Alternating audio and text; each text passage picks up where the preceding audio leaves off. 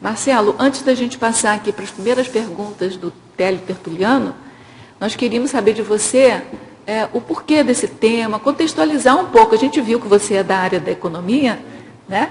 Mas mesmo assim deve ter outros motivos que levaram você a pensar nesse tema. Então... Sim. Boa tarde a todos. Né?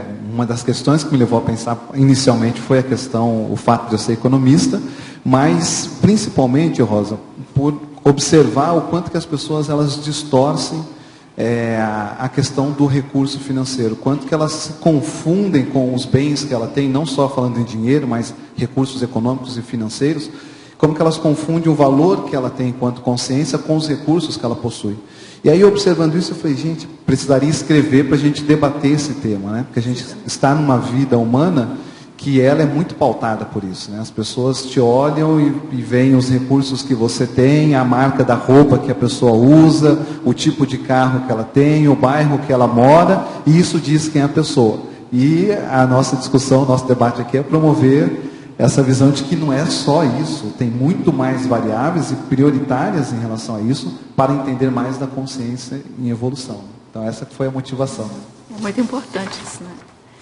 Ao verbetógrafo, professor Marcelo, Estrangeirismologia, página 18, poderia detalhar o laissez-faire, laissez-aller e laissez-passer, robotizando a vida humana atual de bilhões de consciências incautas? Sim. Essa expressão francesa, laissez-faire, laissez-aller, laissez-passer, ela significa deixa fazer, deixa ir, deixa passar.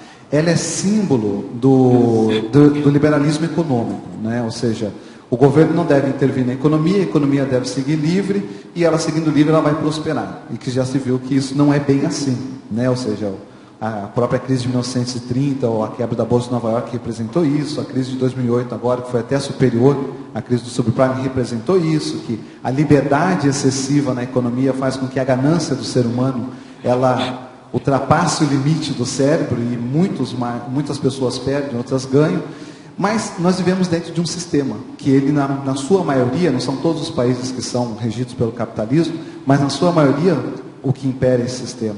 E as pessoas elas estão imersas nisso. Muitas vezes a pessoa ela fica robotizada nessa questão. Ou seja, vamos fazer porque essa vida é o que tem que fazer, né? Então você tem que estudar, você tem que conquistar dinheiro, você tem que ter os bens e você tem que viver por isso. E ela muitas vezes ao passar por isso, ela começa desde criança, quando ela nasce, ela vai para a escola e tudo aquilo tem um motivo dela ir para a escola, ela entra numa robotização. Ela perde aqueles valores primários que ela possuía, que de repente ela gostaria de ser uma pessoa melhor, ela gostaria de fazer um projeto social, assistencial, e passa a viver por isso como se fosse uma massa de manobra, né?